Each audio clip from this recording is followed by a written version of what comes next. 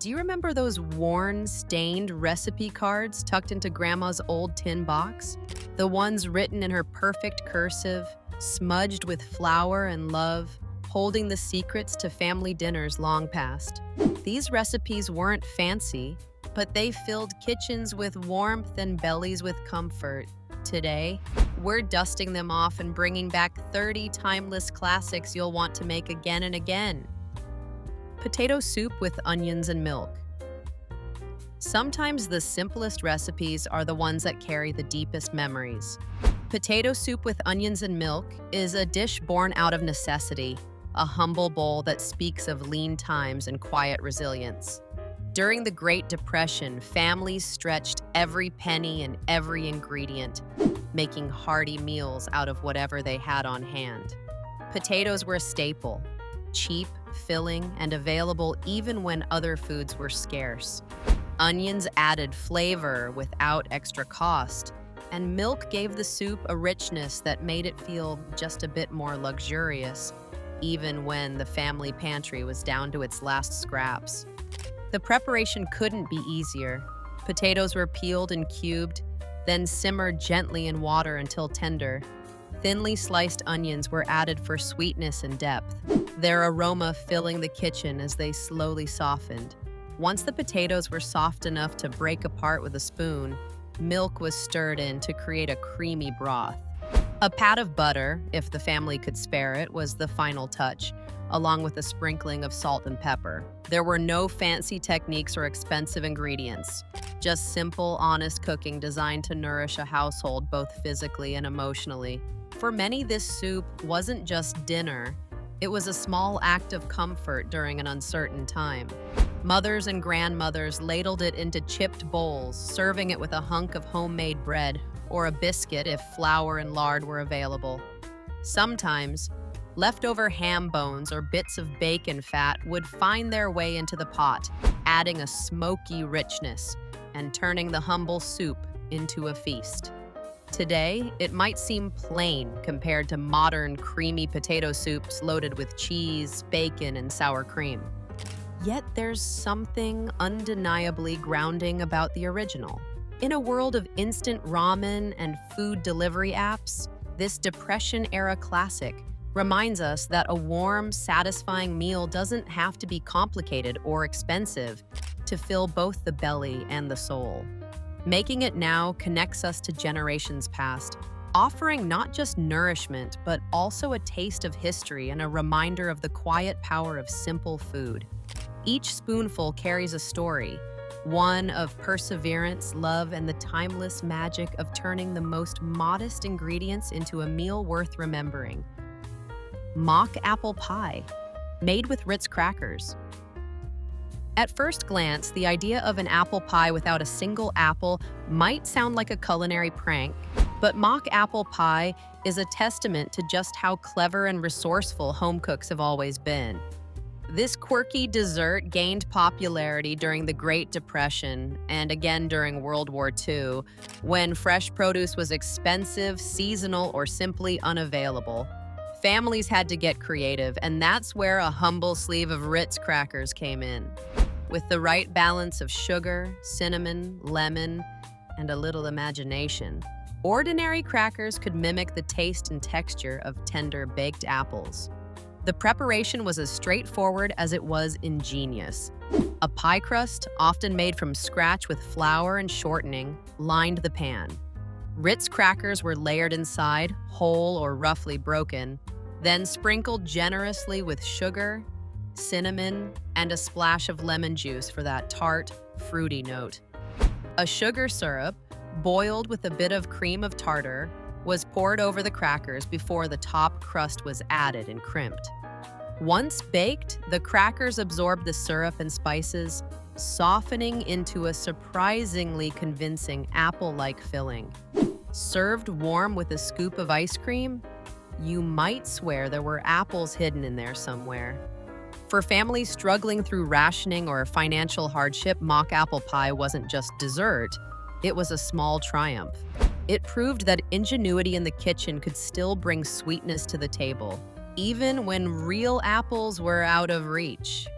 Today, this pie is more of a nostalgic curiosity, a fun conversation starter at potlucks or holiday gatherings.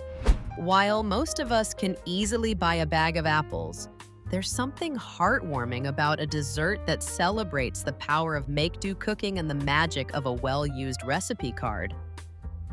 Victory Garden Stew. During World War II, while battles were fought overseas, another quiet fight was happening in backyards and empty lots across America.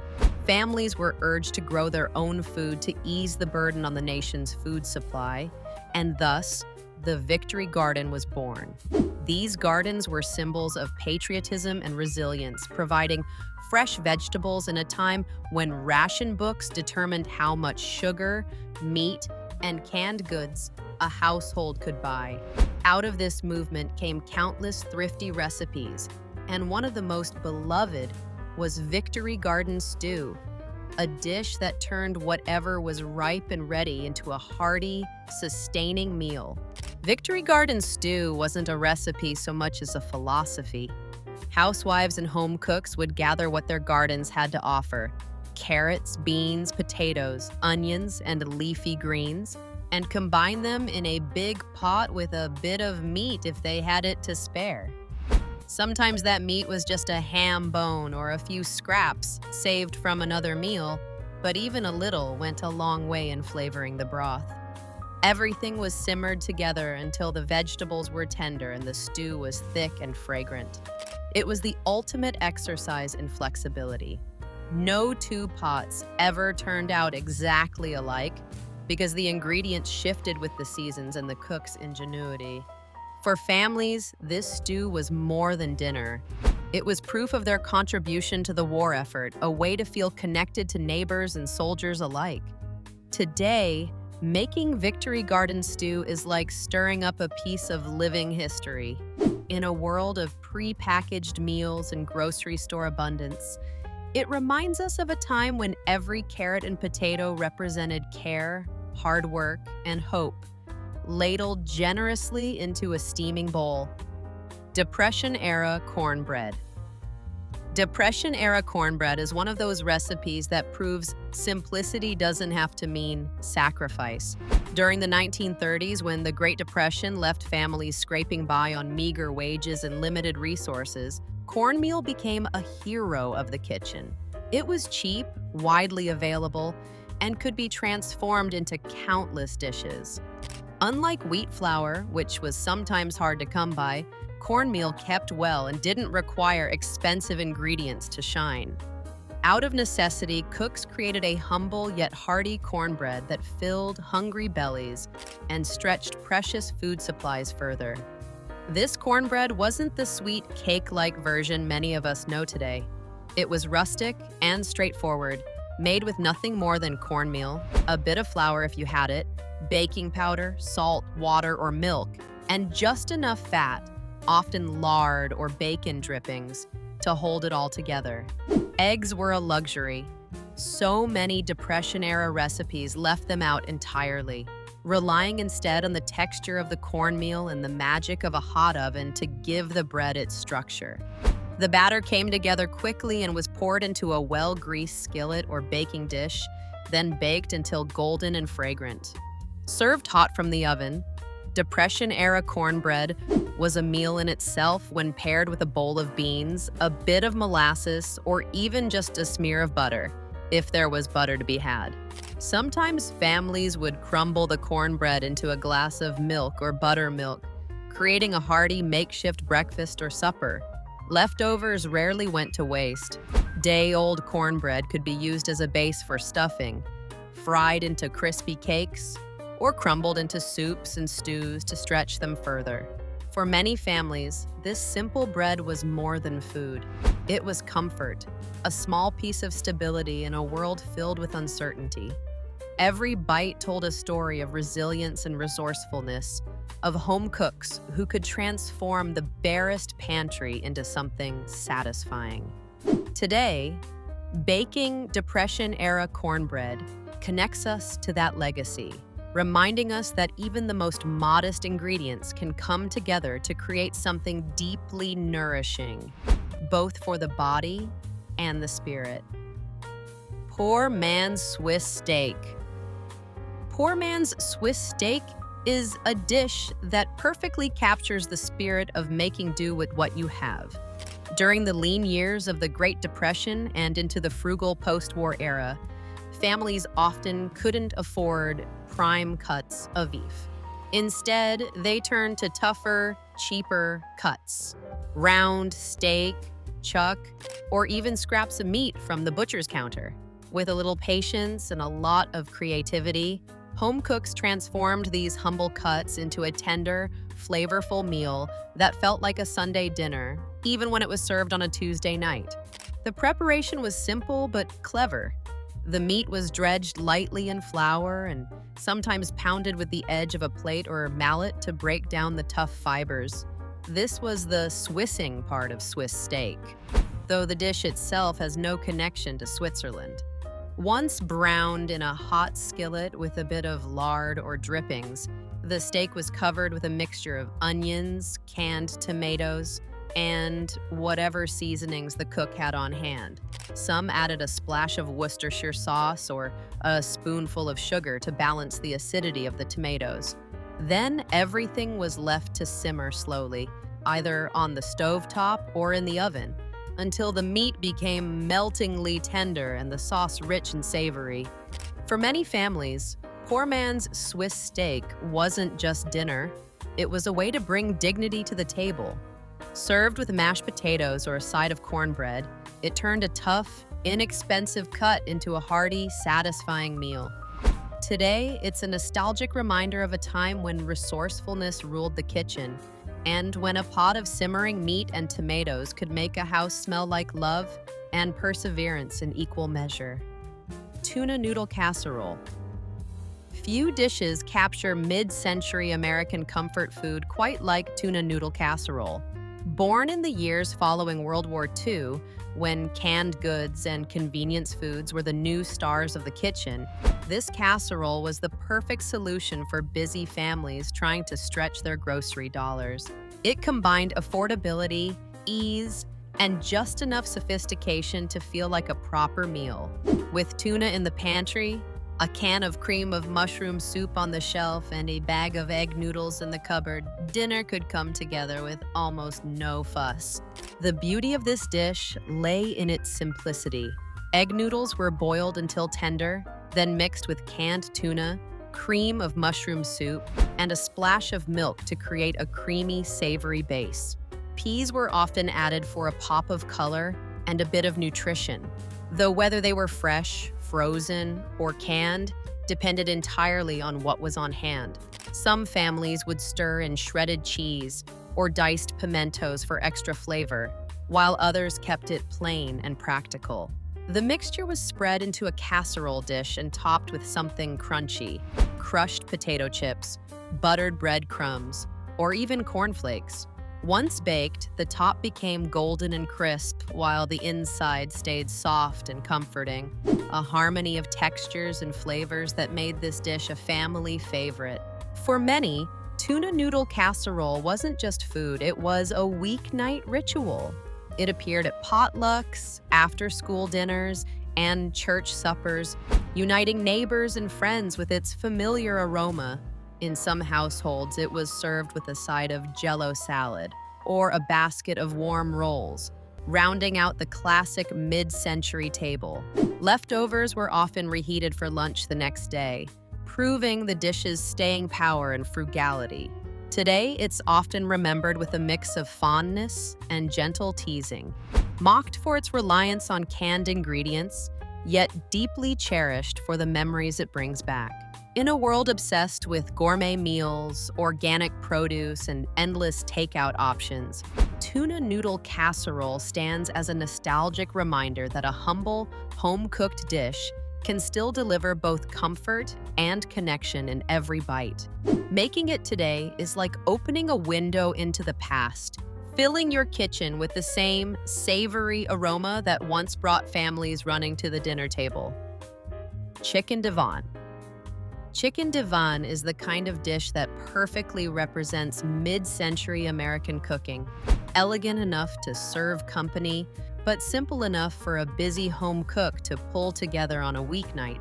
Its roots trace back to the Divan Parisien restaurant at the Chatham Hotel in New York City, where it was once a glamorous menu item in the 1940s. By the 1950s and 60s, it had traveled from the world of white tablecloths to Pyrex casserole dishes in suburban kitchens, thanks to the rise of canned soups and frozen vegetables that made the dish accessible to every household. At its heart, chicken divan is a creamy, comforting casserole that layers tender, cooked chicken with vibrant green broccoli. The sauce, originally a delicate Mornay made with cheese and cream, was often simplified for the home cook, swapping in cream of chicken or cream of mushroom soup, mayonnaise, or sour cream. A sprinkling of curry powder sometimes appeared for a touch of sophistication, while a topping of buttery breadcrumbs or shredded cheese added a golden, crunchy finish. Baked until bubbly and fragrant, came out of the oven looking like something special, even if it was built on pantry staples. For families in the mid-20th century, chicken divan felt like a small luxury. It was a go-to choice for Sunday dinners, church potlucks, or entertaining guests without breaking the budget. Today, it carries a wave of nostalgia, conjuring memories of family gatherings and retro dining tables. While modern versions may swap out canned soup for scratch-made sauces or add fresh herbs and artisanal cheeses, the spirit of the dish remains the same. Chicken divan is proof that a casserole can be both practical and elegant, a reminder that comfort and class can share the same serving spoon. Tamale pie.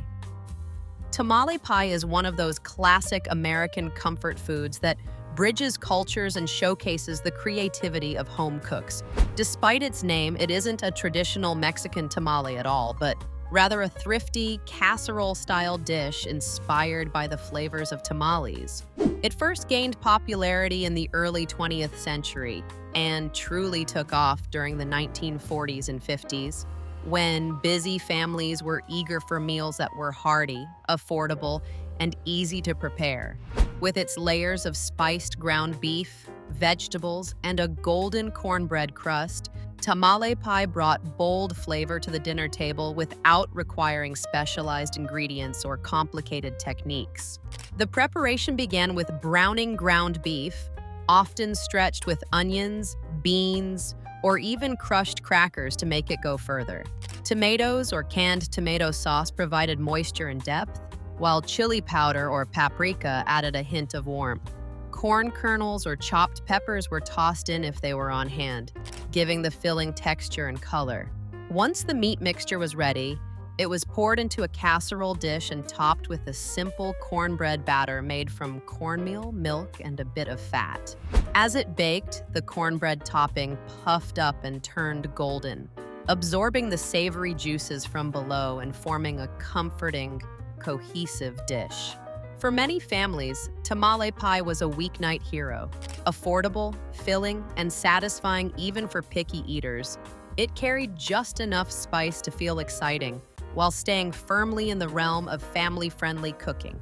Today, modern versions might feature jalapenos, sharp cheddar cheese, or fresh cilantro, but the heart of the recipe remains unchanged. Tamale pie is a dish that celebrates adaptation and resourcefulness, proving that a little creativity can turn simple pantry ingredients into a warm, crowd-pleasing meal. Scalloped potatoes with ham.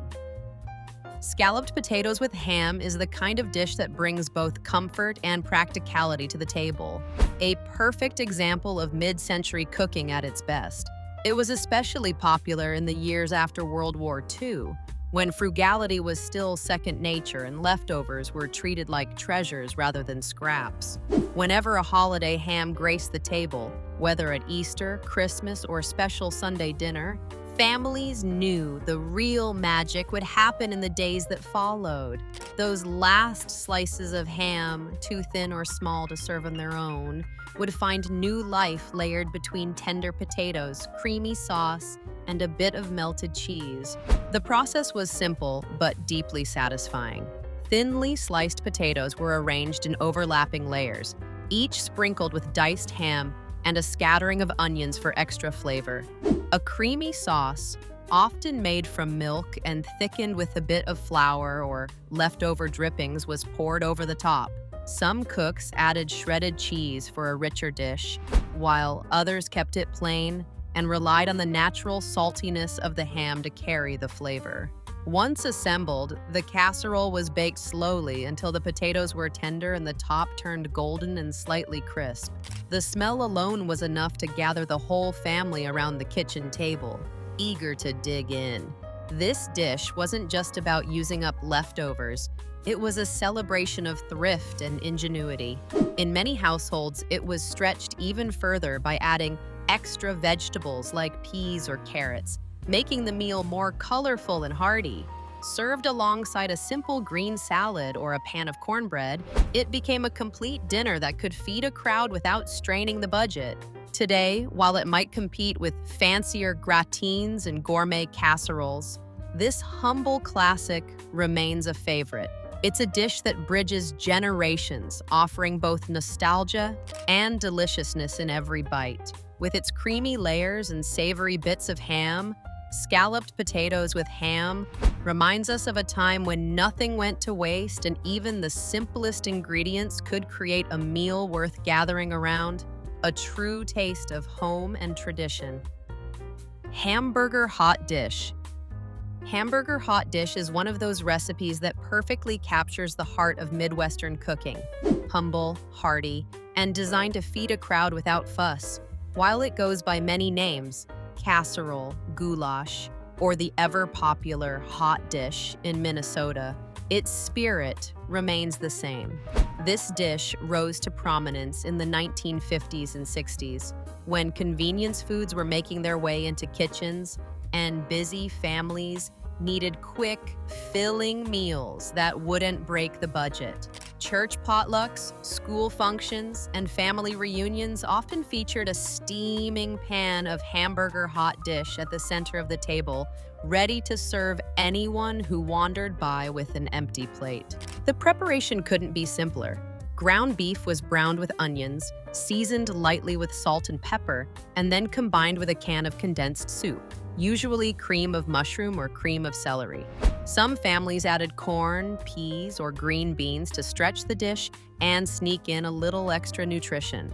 The mixture was spread into a casserole dish, then topped with a layer of starch, egg noodles, tater tots, or even mashed potatoes, depending on tradition and what was available in the pantry. Once baked, the top became golden and crispy, while the inside turned creamy and savory. Perfect combination of textures that practically begged for seconds. For many, hamburger hot dish represents more than just dinner. It's a taste of childhood, of snow days and family gatherings, of the comforting reliability of food that never tried to be fancy.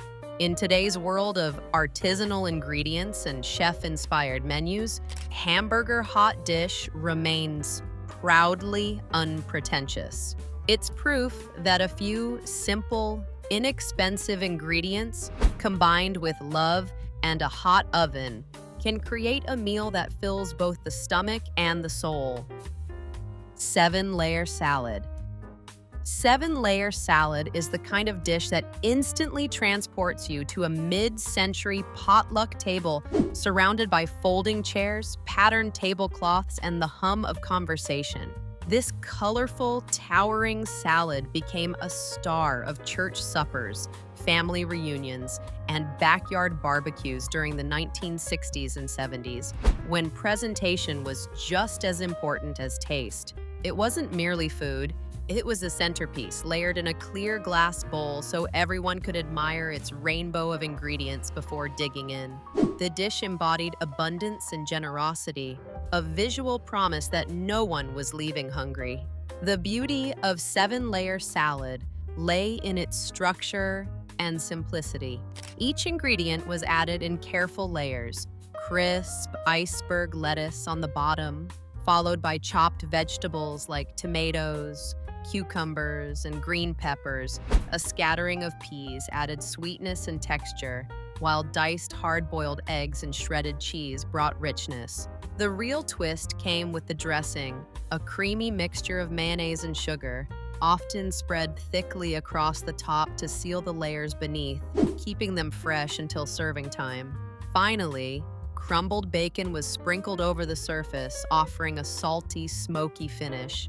It was a make-ahead marvel, prepared hours before the party and chilled until the moment of unveiling. For many families, making a 7-layer salad was almost ceremonial. Mothers and grandmothers took pride in their precise layering technique, while kids hovered nearby, waiting to sneak a piece of bacon. Today, this dish might feel a bit retro, even kitschy, compared to modern salads filled with kale and quinoa. Yet its enduring charm lies in its unapologetic celebration of comfort and community. 7-layer salad isn't just about vegetables. It's about sharing, nostalgia, and the simple joy of a dish that's as pleasing to the eyes as it is to the taste buds. Cheese ball with nuts. The cheese ball with nuts is a true retro party icon, a dish that practically defined mid-century entertaining. During the 1950s and 60s, when cocktail hours and neighborhood gatherings were at their peak, the cheese ball was the undisputed star of the hors d'oeuvres table. It was easy to make, easy to serve, and just flashy enough to impress the neighbors without demanding fancy ingredients or complicated preparation. The very sight of it, a perfectly round orb of creamy cheese covered in a coat of finely chopped nuts, signaled that a celebration was underway. Making a cheese ball was as straightforward as it was satisfying. Softened cream cheese formed the base, often blended with shredded cheddar or other cheeses for extra flavor. A splash of Worcestershire sauce, a pinch of garlic powder, and maybe a few dashes of hot sauce added depth and tang. Some cooks mixed in minced green onions, dried herbs, or even a handful of crumbled bacon for a savory twist. Once mixed, the cheese was shaped into a ball or sometimes a log, then rolled generously in chopped pecans or walnuts until fully coated. Before serving, it was chilled to firm up, ready to be set out on a platter surrounded by crackers or crisp vegetables. It was the kind of appetizer that encouraged conversation as much as snacking, a communal experience of spreading and savoring. In its heyday, no holiday party, bridal shower, or church potluck felt complete without at least one cheese ball making an appearance. Hosts often prided themselves on their signature version, sometimes guarding their secret blend of spices like a family heirloom. Today, the cheese ball has taken on a bit of kitsch appeal, sometimes joked about for its retro vibe, yet still cherished for the nostalgia it brings. Modern versions might feature bold flavors like smoked Gouda, roasted red peppers, or sun-dried tomatoes, but the essence remains the same: creamy, tangy cheese, balanced by the crunch of toasted nuts. The cheese ball with nuts is more than just an appetizer. It's a time capsule of mid-century hospitality, a reminder of gatherings where laughter, connection, and a good spread of snacks were always on the menu. Shrimp cocktail ring, mold, gelatin-based. If there's one dish that perfectly captures the quirky creativity of mid-century entertaining, it's the shrimp cocktail ring mold. Popular in the 1950s and 60s, this retro creation was equal parts showpiece and conversation starter. At a time when gelatin molds were the height of culinary sophistication, anything could be suspended in shimmering aspic and served with pride. Shrimp cocktail ring mold was a prime example of this trend, taking a beloved appetizer, shrimp cocktail, and transforming it into a centerpiece that was as visually striking as it was, well, questionable by today's standards. The process was a meticulous labor of love. Gelatin was dissolved in seasoned tomato juice or clam tomato cocktail, often spiked with vinegar, lemon juice, and a touch of Worcestershire sauce to give it zip. Once slightly cooled, chopped celery, onions, and sometimes green peppers were stirred in for texture and crunch. The star ingredient, small cooked shrimp, was carefully folded into the mixture before it was poured into a ring-shaped mold. After several hours of chilling in the refrigerator, the gelatin set firm, holding its ingredients in a perfectly sculpted, wobbly halo. When unmolded onto a platter and garnished with leafy greens or parsley, it looked almost too pretty to eat. Guests would scoop servings of the tangy, savory gelatin and shrimp onto plates, often accompanied by crackers or cocktail sauce. At the time, this dish signaled modernity and flair, proof that the hostess was on trend and unafraid to embrace culinary innovation. Today, it's more likely to inspire raised eyebrows or nostalgic laughter, a relic of a bygone era when Jell-O ruled the party table. Still, there's something charming about the shrimp cocktail ring mold, a reminder of a time when even appetizers aspired to be works of art. Pineapple upside-down cake. Few desserts have the power to transport us back in time quite like pineapple upside-down cake. This cheerful, colorful confection was a star of mid-century kitchens, gracing potluck tables, birthday parties, and Sunday dinners throughout the 1950s and 60s. Its roots, however, reach further back to the early 20th century, when canned pineapple first became widely available thanks to companies like Dole. Suddenly, home cooks could add a tropical flair to their baking without needing fresh, hard-to-find fruit. In a time when presentation mattered as much as flavor, this cake, with its glistening caramelized top, felt downright glamorous. The magic of the cake lies in its dramatic reveal. The process begins with a layer of butter and brown sugar spread across the bottom of a round pan, creating a sweet, sticky foundation. Next come the signature pineapple rings, carefully arranged like golden sunbursts, often with a bright red maraschino cherry nestled in the center of each ring for a pop of color. Some creative cooks would even tuck in pecans or coconut for extra texture and flavor. A simple yellow cake batter, typically made from scratch or a boxed mix, is poured over the fruit. As the cake bakes, the sugar and butter melt into a luscious caramel, soaking into the pineapple and the tender crumb above. Once baked and slightly cooled, the moment of truth arrives. The pan is flipped upside down, unveiling a glossy, jewel-toned top that never fails to impress. For mid-century families, this wasn't just dessert. It was a little bit of theater at the dinner table. Pineapple upside-down cake looked fancy, but relied on affordable pantry staples and straightforward technique, making it accessible to even novice bakers. Today, it carries a sense of nostalgia, a reminder of potlucks, holiday gatherings, and Sunday suppers where dessert was both a treat and a centerpiece.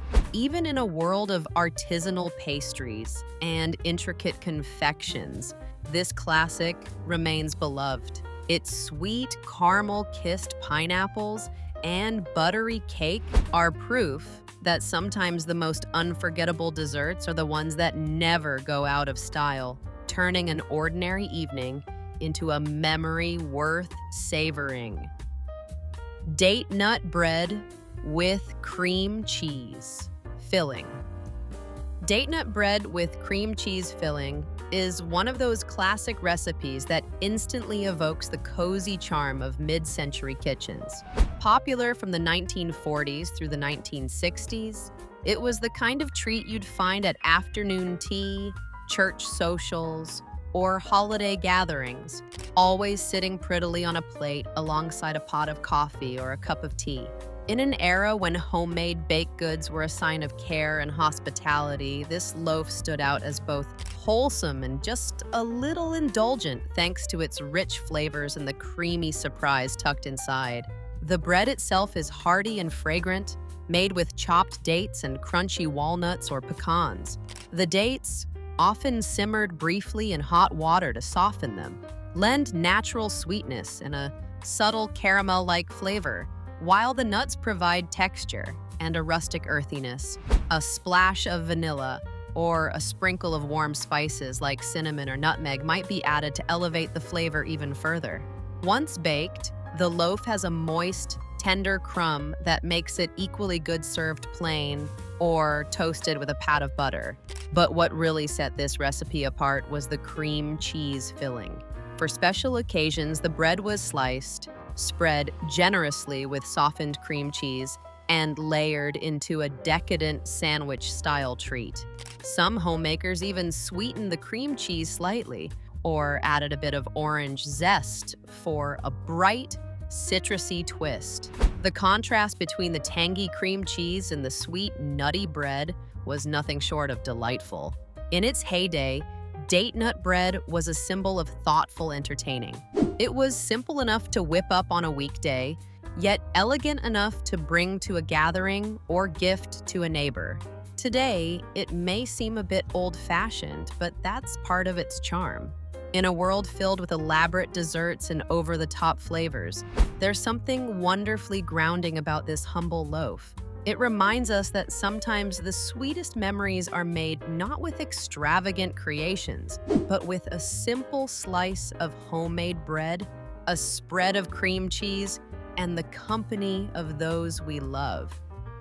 Cabbage and noodle bake. Cabbage and noodle bake is one of those humble, comforting dishes that speaks to a time when frugality and creativity went hand in hand. Popular in the mid-20th century, especially among families with Eastern European roots, this simple casserole was a way to stretch a few inexpensive ingredients into a hearty, filling meal. In an era when budgets were tight and nothing went to waste, cabbage was a hero ingredient. Cheap, versatile, and able to feed a crowd without complaint. Paired with noodles, butter, and a few pantry staples, it became the kind of dish that could carry a family through a busy weeknight or a lean payday. The preparation was wonderfully straightforward. The cabbage was sliced thin and sautéed until soft and slightly caramelized, often with a little onion for extra flavor. Meanwhile, wide egg noodles were boiled until tender, then combined with the cabbage in a buttered baking dish. Depending on what was on hand, a splash of milk, a handful of breadcrumbs, or even bits of leftover ham or bacon might be added for richness. Once assembled, the casserole was baked until bubbly and golden on top, filling the kitchen with an aroma that promised comfort and satisfaction. This was the kind of dish that didn't just feed the stomach, it warmed the soul. Families would gather around the table, plates piled high, sharing stories and laughter as they dug in. It was economical, yes, but it was also deeply nourishing in a way that transcended the ingredients. Today, cabbage and noodle bake might seem modest compared to the flashy, fast-paced meals we see on social media, but that's part of its charm. It's a reminder of a slower time when food was about togetherness, ingenuity, and making the most of what you had. Zucchini fritters. Zucchini fritters are one of those timeless recipes born out of abundance and necessity. If you've ever planted zucchini, you know the struggle. One day, there are a few blossoms, and the next, you're drowning in green squash the size of baseball bats. Mid-century home gardeners faced the same dilemma, especially in the 1960s and 70s, when backyard gardens were thriving and victory garden habits still lingered in many households. Enter zucchini fritters, a clever and delicious way to transform a surplus of humble vegetables into something the whole family could enjoy. The process couldn't be simpler, and that's part of its enduring appeal. Fresh zucchini is grated, salted lightly, and squeezed to remove excess moisture, a crucial step if you don't want soggy fritters. The shreds are then mixed with a bit of flour or breadcrumbs, a beaten egg, and whatever seasonings the cook has on hand. Onion or garlic might sneak into the mix, and in some kitchens, a sprinkle of cheese adds extra flavor. Herbs like parsley or dill were also common additions, giving the fritters a fresh, aromatic touch. The mixture is dropped by spoonfuls into a hot skillet, where it sizzles and crisps into golden brown patties with tender centers. The result is a dish that's as satisfying as it is simple, a little crunchy on the outside and warm and savory inside. Back in the day, zucchini fritters often appeared as a thrifty side dish, but they could also serve as a light main course, especially when paired with sour cream, applesauce, or a homemade tomato relish. Some families enjoyed them as a meatless Friday meal or served them alongside grilled meats during summer cookouts. Today, they're having something of a renaissance, showing up on brunch menus and food blogs as a trendy farm-to-table offering. But whether dressed up with fancy dips or served plain straight from the pan, zucchini fritters remain what they've always been: a delicious solution to too much zucchini and a celebration of homegrown abundance, proof that sometimes the simplest recipes are the most enduring. Stuffed green peppers. Stuffed green peppers are one of those classic comfort foods that carry the spirit of home cooking in every bite. They became especially popular in mid-century America, when gardens and grocery stores alike overflowed with crisp, shiny bell peppers.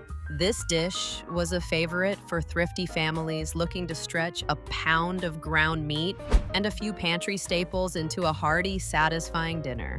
It's the kind of recipe that's as practical as it is nostalgic, bringing back memories of kitchens fragrant with savory tomato sauce and bubbling casseroles pulled fresh from the oven. The process begins with the peppers themselves. Traditionally, bright green bell peppers are halved or hollowed out, seeds removed, and lightly blanched to soften their firm edges. The filling is a mixture of cooked rice, browned ground beef or pork, onions, and seasonings. Simple, humble ingredients that somehow come together into magic. Many cooks added a splash of tomato sauce or diced tomatoes to keep the mixture moist, along with a sprinkle of breadcrumbs or cheese if the budget allowed. The stuffed peppers are then nestled upright in a baking dish, surrounded by more tomato sauce, and baked until tender and bubbling. This dish was beloved not only for its flavor, but for its versatility. It could be scaled up to feed a crowd or adjusted to suit whatever was on hand. Leftover roast? Toss it in. A few mushrooms or carrots from the crisper. Into the filling they go. It was a true clean out the fridge recipe before that became trendy. Today, stuffed peppers still make an appearance on weeknight tables, though they may be dressed up with quinoa or exotic spices. No matter the variation, they remain a testament to resourceful cooking and the timeless charm of a simple, satisfying meal. Goulash, American style. American-style goulash is one of those beloved one-pot meals that has graced family dinner tables for generations. Though it borrows its name from the hearty Hungarian stew, this version is distinctly American, shaped by practicality, frugality, and the need to feed a crowd with whatever was on hand. It gained popularity during the Great Depression and truly flourished in the post-war era, especially in the 1950s and 60s, when busy families needed meals that were quick, affordable, and comforting. With its simple ingredients and straightforward preparation, American goulash became a weeknight hero, especially in the Midwest, where it remains a nostalgic favorite. At its core, this dish combines ground beef, elbow macaroni, tomatoes, and onion. 4 humble ingredients that magically transform into something hearty and satisfying. The beef is browned in a large skillet or pot, then onions are sautéed until fragrant. Canned tomatoes or tomato sauce are stirred in, creating a rich, tangy base. The uncooked pasta is added directly to the pot, where it simmers and soaks up all that flavorful sauce. Sometimes, a splash of Worcestershire or a pinch of paprika sneaks in, a nod to its old-world inspiration. Cheese was optional, though many mid-century cooks couldn't resist sprinkling a little on top before serving. The beauty of American goulash lies in its adaptability and budget-friendliness. If money was tight, a cook could easily add more pasta or extra tomato sauce to stretch the meal even further, ensuring there was enough to go around. Families often tossed in whatever vegetables they had, green peppers, corn, or peas to add flavor and bulk. Leftovers were a bonus, as this dish reheated beautifully and seemed to taste even better the next day, making it a practical solution for lunch boxes or quick dinners. Today, it may seem humble compared to trendy one-pot pasta recipes splashed across social media, but American goulash is the original. It represents a simpler time when dinner didn't require exotic ingredients or hours in the kitchen. Just a single pot, a few pantry staples, and the comforting act of gathering everyone around the table to share a warm, hearty meal. Molasses spice cake. Molasses spice cake is one of those desserts that carries the aroma of history with every bite. Long before refined white sugar was affordable or commonplace, molasses was the sweetener of choice for many American households. Thick, dark, and deeply flavored, it brought a rich sweetness to baked goods while being economical and shelf-stable, perfect for families weathering lean times. This cake, with its warm spices and simple ingredients, became a favorite during the 19th and early 20th centuries, especially in rural kitchens where frugality and flavor had to go hand in hand. The preparation was straightforward, which made it ideal for busy homemakers. Molasses was combined with butter or lard, eggs, and a bit of milk, then blended with flour, baking soda, and a medley of fragrant spices like cinnamon, ginger, and cloves.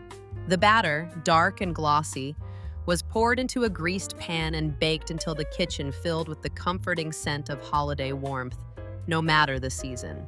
The result was a moist, tender cake with a deep, almost caramel-like flavor and just enough spice to keep each bite intriguing. Sometimes it was served plain, cut into neat squares and eaten warm from the oven. Other times, it might be topped with a dusting of powdered sugar, a drizzle of simple icing, or a dollop of whipped cream if the occasion felt festive. Molasses spice cake was more than dessert. It was a reminder of resilience and resourcefulness. During the Great Depression or wartime rationing, it provided sweetness when sugar was scarce and lifted spirits with its nostalgic aroma. Today, in a world of elaborate layer cakes and artisanal confections, this humble classic still holds its own. With each slice, it offers a taste of the past and a reminder that simple pleasures never go out of style. Marshmallow fluff sandwich.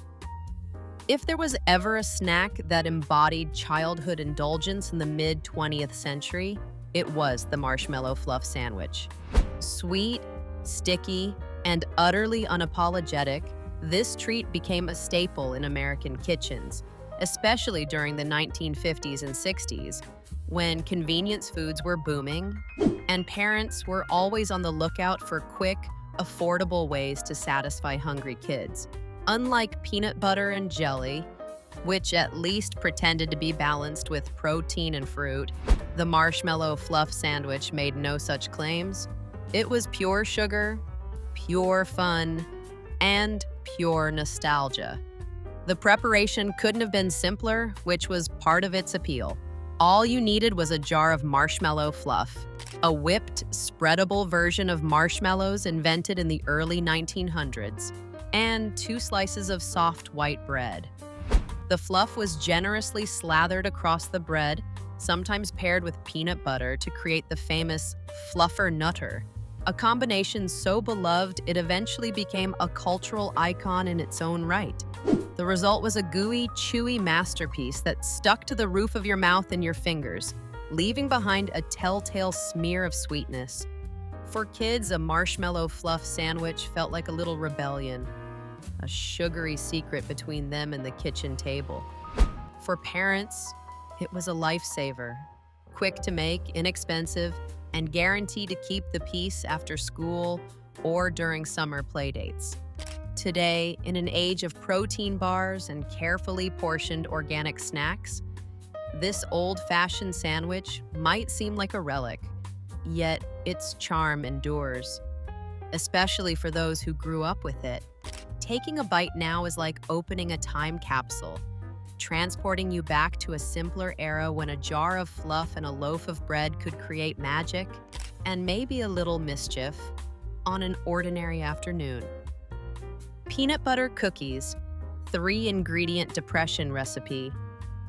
Peanut butter cookies made with just 3 ingredients are a shining example of how simplicity can yield something truly delicious. This recipe dates back to the Great Depression, a time when families had to make do with whatever was in their pantry. With money tight and ingredients scarce, home bakers relied on straightforward, no-fuss recipes that stretched their supplies without sacrificing taste. These cookies were a small luxury during hard times, offering a sweet bite of comfort when so much else felt uncertain. The magic of this recipe lies in its utter simplicity. All it takes is peanut butter, sugar, and an egg. 3 humble ingredients that most households had on hand, even in lean times. The peanut butter provided richness and fat, eliminating the need for butter or shortening. Sugar added just enough sweetness, while the egg bound everything together into a soft, workable dough. Once mixed, small scoops of dough were rolled into balls, placed on a baking sheet, and flattened with the back of a fork in that classic crisscross pattern we all know and love. After a quick turn in the oven, they emerged golden at the edges, tender in the center, and wonderfully aromatic. During the Depression, these cookies were more than just dessert. They were a moment of joy and normalcy. A plate of warm peanut butter cookies on the table could make a house feel like home, even when cupboards were nearly bare. Today, this recipe is still a favorite, not only for its nostalgic roots, but also for its ease. In a world filled with complicated desserts and gourmet techniques, these cookies remind us that sometimes the best recipes are the simplest ones.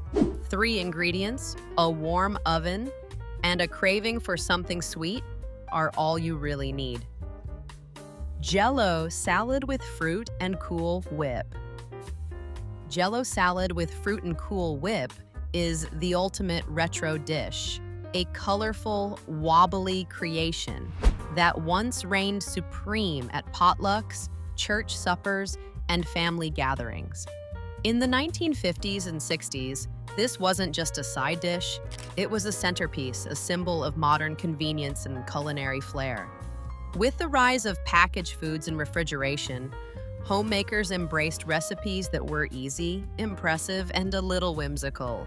And nothing fit that bill better than a gleaming mold of fruit-filled gelatin topped with a cloud of whipped topping. The process was simple yet oddly ceremonial. A box of flavored gelatin, lime, strawberry, or cherry were popular choices, was dissolved in hot water and mixed with cold water to help it set. Then came the fun part, adding fruit. Canned pineapple chunks, mandarin oranges, maraschino cherries, or even sliced bananas would be stirred in, creating a mosaic of colors suspended in the shimmering Jell-O. Sometimes a handful of mini marshmallows or a sprinkle of coconut was added for extra texture. The mixture was poured into a decorative mold or simple glass dish and left to chill for hours until it jiggled just right. Once unmolded, the salad was crowned with a generous layer of Cool Whip, that marvel of mid-century innovation. The creamy topping balanced the sweetness of the Jell-O and made the dish look festive and fancy, even if it had taken mere minutes to prepare. Today, Jell-O salad may seem more kitsch than classy, but it remains a nostalgic favorite. It's a reminder of a time when entertaining meant gathering around the table, not scrolling through perfect food photos online. With each wobbly bite, you taste not just fruit and gelatin, but decades of family memories and the enduring charm of mid-century Americana. Homemade applesauce cake. Homemade applesauce cake is one of those timeless desserts that tastes like a hug from the past. It's the kind of cake that has graced countless kitchen tables for over a century, treasured for its simplicity, thriftiness, and comforting flavor. Popular during the Great Depression and wartime rationing, this cake made the most of pantry staples while bringing a touch of sweetness to hard times. Applesauce was often used as a substitute for eggs, butter, or oil when those ingredients were scarce or too expensive, making this recipe both practical and resourceful.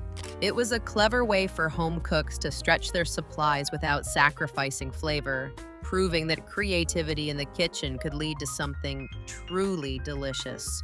The preparation is as straightforward as it is satisfying. A bowl of unsweetened applesauce is mixed with sugar, a splash of oil or melted shortening, and a beaten egg if one was available.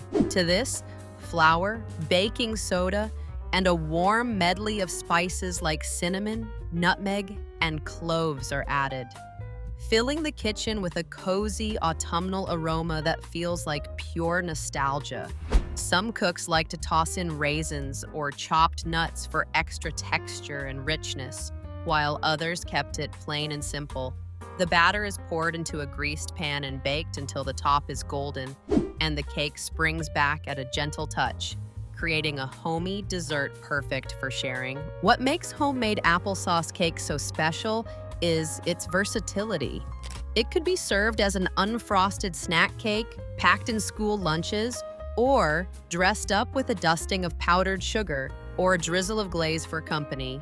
Some even spread a thin layer of cream cheese frosting over the top for a special occasion. Its moist, tender crumb and gentle sweetness make it just as appealing today as it was decades ago, pairing beautifully with a cup of coffee or tea. In a world filled with elaborate desserts and extravagant flavors, this humble cake is a reminder of how a few simple ingredients can create something truly memorable. Every bite carries not just the taste of apples and spice, but also a legacy of resilience, thrift, and the simple joys of home baking. Mystery salad, lime jello plus cottage cheese plus pineapple. Mystery salad is one of those dishes that perfectly captures the quirky spirit of mid-century American cooking. It's bright, it's jiggly, and to modernize, it might seem downright puzzling, hence the name. Popular in the 1950s and 60s, this concoction was a regular feature at church potlucks, holiday dinners, and backyard barbecues, back when Jell-O wasn't just dessert, but a versatile canvas for both sweet and savory creations. Mystery salad earned its reputation as a conversation starter because no one could quite agree whether it was a side dish or a dessert. It simply occupied that strange, wobbly space in between. The preparation was delightfully straightforward. Lime Jell-O was dissolved in hot water, filling the kitchen with its unmistakably tangy, citrusy scent. Once cooled slightly, it was combined with a generous scoop of cottage cheese and chunks of canned pineapple, creating a mixture that was both creamy and sweet. Some recipes included crushed walnuts or pecans for crunch, while others kept it smooth and simple. The whole mixture was poured into a decorative mold or a humble glass bowl and chilled until firm. Once set, it was often served with a dollop of mayonnaise or whipped topping, because why not add another layer of mystery? For mid-century homemakers, this dish was the epitome of modern convenience, affordable, easy to make, and guaranteed to get guests talking. Kids loved the bright green color and sweet pineapple, while adults appreciated its refreshing, tangy sweet flavor. Today, mystery salad might seem like a relic of a bygone culinary era, but it has a nostalgic charm that's hard to resist. Whether you serve it for laughs or for genuine love of retro recipes, one bite will transport you to a time when the dinner table was a little more colorful and a lot more adventurous. Spam hash. Spam hash is one of those dishes that perfectly embodies wartime ingenuity and mid-century comfort cooking. Born out of necessity during World War II, when meat was rationed and families had to stretch every bite, Spam became a pantry staple. This canned wonder, made of pork, ham, and seasonings, was cheap, long-lasting, and endlessly versatile. While some turned up their noses at it, for many households, Spam was a lifesaver, especially when combined with a handful of potatoes, onions, and a dash of creativity to create a hearty, filling meal like Spam hash. It was the kind of recipe that didn't just feed a family, it lifted spirits by turning limited ingredients into something warm and satisfying. The preparation was as practical as the ingredients.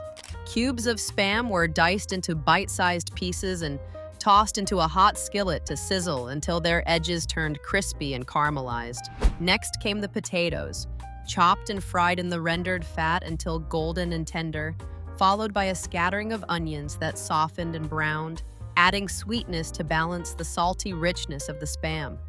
Some cooks added bell peppers, garlic, or even a splash of Worcestershire sauce if they had it on hand, making the dish uniquely their own. A pinch of black pepper or paprika gave it a little extra kick, though seasoning was often kept simple. Everything was stirred together until well mixed, then served hot, often with a fried egg on top or alongside toast for a complete meal that worked just as well for breakfast as it did for dinner. Spam hash wasn't just food. It was a symbol of resilience and resourcefulness. During lean times, it proved that a satisfying dinner didn't require fresh cuts of meat or elaborate techniques, just a little know-how and the determination to make the most of what you had. For children of that era, the crackle of Spam hitting the skillet and the smell of frying potatoes became a comforting memory. Today, Spam has made a comeback, embraced by chefs and home cooks alike for its nostalgic charm and bold, salty flavor. Spam hash, in particular, remains a humble classic, connecting us to the past while still delivering simple, no-fuss comfort in every crispy, savory bite. It's proof that even the most modest ingredients can create a dish worth remembering. Liver and onions. Liver and onions is one of those classic dishes that often divides a dinner table right down the middle. For some, it's the ultimate comfort food, bringing back memories of Sunday suppers and the smell of onions caramelizing in a well-worn skillet. For others, well, let's just say the mere mention of liver might send them running. But in the mid-20th century, this dish was a staple in countless American homes, prized for its nutrition, affordability, and the sense of tradition it carried with every bite. During the Great Depression and wartime rationing, families needed to stretch every dollar, and organ meats like liver were an economical way to get protein and vital nutrients like iron. But frugality wasn't the only reason it earned a place on the table. Prepared properly, liver is rich, tender, and deeply flavorful. The dish typically began with thin slices of beef or calf's liver, dredged lightly in flour to help create a delicate crust. The liver was quickly seared in butter or oil, just enough to brown the outside while keeping the inside tender. Meanwhile, onions were slowly sautéed until they turned soft, golden, and sweet, their mild flavor balancing the bold, slightly metallic taste of the liver. The two were combined in the skillet, often finished with a splash of broth or gravy, and served hot with mashed potatoes or a simple side of green beans. For mid-century families, liver and onions wasn't just about taste, it was about nourishment and care. Today, it's far less common, often viewed as old-fashioned or intimidating. Yet, for those who grew up with it, this dish remains a nostalgic favorite, a reminder of resourceful cooking and the way a humble cut of meat could become something truly special with just a few simple touches. Boiled dressing, early mayonnaise substitute. Before jars of mayonnaise lined every grocery store shelf, home cooks relied on boiled dressing, a tangy, creamy sauce that served as an early substitute for mayo. Popular from the late 19th century through the first half of the 20th, boiled dressing was especially common during times of scarcity like the Great Depression and wartime rationing. Eggs and oil were expensive or hard to come by, and refrigeration wasn't always reliable. So this cooked version of a creamy dressing was the perfect solution. It was a thrifty, practical way to bring richness and flavor to salads, sandwiches, and cold dishes without the need for perishables. The preparation was simple, yet a bit old-fashioned in its method. A mixture of vinegar or lemon juice, water, sugar, and mustard was whisked together in a saucepan, creating a tangy sweet base. Flour or cornstarch was added to thicken it, along with a beaten egg or two for richness. The mixture was slowly heated and stirred constantly until it thickened into a smooth, velvety sauce. Finally, a knob of butter was stirred in for extra creaminess, and a pinch of salt and pepper brought the flavors into balance. The end result was a pale, custard-like dressing with a pleasant bite from the vinegar, perfect for spooning over potato salad, coleslaw, or sliced cold meats. In its heyday, boiled dressing was a staple of picnic baskets and potluck tables, offering a bright, zippy alternative to the heavier mayonnaise-based salads we know today. While it eventually fell out of favor once commercial mayo became widely available and affordable, it still holds a certain nostalgic charm. Making it today is like opening a window to the past, a reminder of how resourcefulness in the kitchen often led to recipes that were as practical as they were delicious. Pickle dip spread. Pickle dip spread is one of those retro recipes that perfectly captures the spirit of mid-century entertaining. Simple, thrifty, and guaranteed to spark conversation.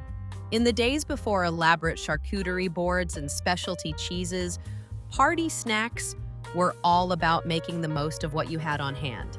And chances are, what you had on hand included a jar of pickles, some cream cheese, and maybe a little sour cream or mayonnaise. This humble dip transformed those basic ingredients into a tangy, creamy spread that could hold its own at any gathering, from bridge club meetings to holiday open houses. It wasn't just a recipe, it was a reflection of the era's frugality and creativity, proof that a few pantry staples could be turned into something memorable. The preparation was as straightforward as it gets. Chopped dill pickles, or in some households, sweet pickles, were stirred into softened cream cheese, creating a base that was both smooth and delightfully crunchy.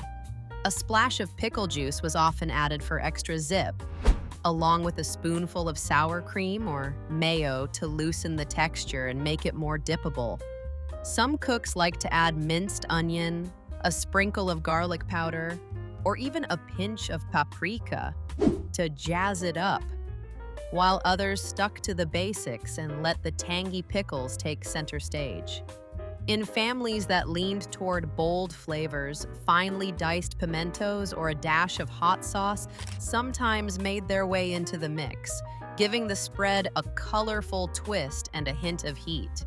Once mixed, the dip was chilled until firm, then served alongside buttery crackers, celery sticks, or toasted bread rounds. It wasn't fancy, but it didn't need to be. Its charm lay in its bold, briny flavor and no-fuss preparation.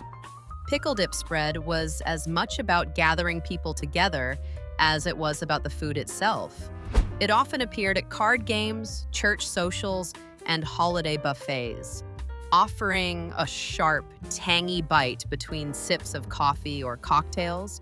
While today's appetizer spreads often lean toward gourmet, pickle dip spread remains a nostalgic classic.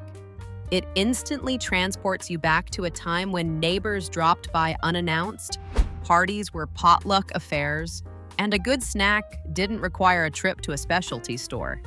Just a jar of pickles, some cream cheese, and a whole lot of love were enough to turn a simple spread into a fondly remembered favorite. And there you have it, 30 timeless recipes straight from Grandma's worn, flour-dusted recipe cards. These dishes aren't just food, they're stories, memories, and little pieces of history passed down one meal at a time. If you felt a spark of nostalgia or discovered a recipe you can't wait to try, give this video a like and share it with someone who loves a good home-cooked classic.